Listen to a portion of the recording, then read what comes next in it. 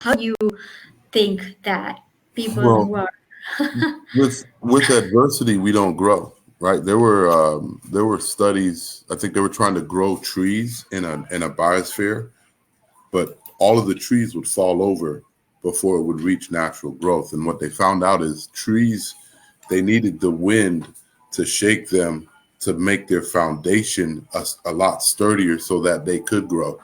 If Mm, without an adversary, like without, we don't know about David without Goliath. You don't know how much you can do if you're never challenged. So my thing, especially with this book, was I didn't want to be the rah rah and oh we need to go out there and gotta.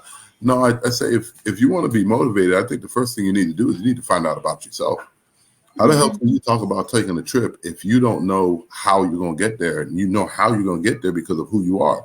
There are certain people, there are certain aspects behind this, the individual that are particular to them. Now we know there are social factors, right? Society, we're stronger together, but we're also at the mercy of the lowest common denominator.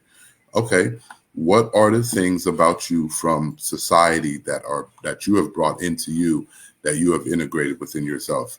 And what it started with the five agents of socialization, you're a product of your family, your friends, your faith, mass media, and technology. Family, right? All of your first friends, anybody that you've ever known, that was based off of your parents, right? mhm, Family, your friends. You know, how much do your friends influence you? Look at the five people that you're surrounded by, and I'll tell you what your future is. Faith. Your faith in what you believe in and what you don't believe in. At the end of the day, it drives how you act, what you do, what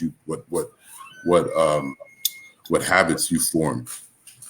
Education, mass education, like how in tune to learning and integrating more information into yourself are you? Are you only going in and doing what you should do in school, or are you also interested about certain things and finding out, are you a math person? Are you an English person? Like what is it that kind of drives you and piques your interest? And then the big mhm, one is technology. I tell people all the time, I tell my kids, belief is be life. What you believe is what you should do. And from a motive standpoint, what we say comes from one side of our brain, and what we do comes from another side of our brain. So mhm, because people don't say what they do, we can't blame it necessarily on them, because the first person we lie to is ourselves.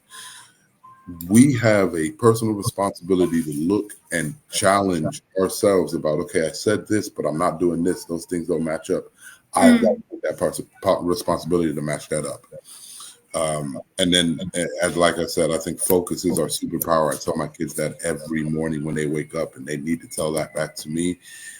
With technology, I tell people, whatever you believe in terms of faith, if you say, I believe in God, or I believe in Allah, or I believe whatever you believe in, are you mhm. spending more time with technology versus the time that you spend on a spiritual grounding or connection? And if you are, then you have to ask yourself what you believe in. Then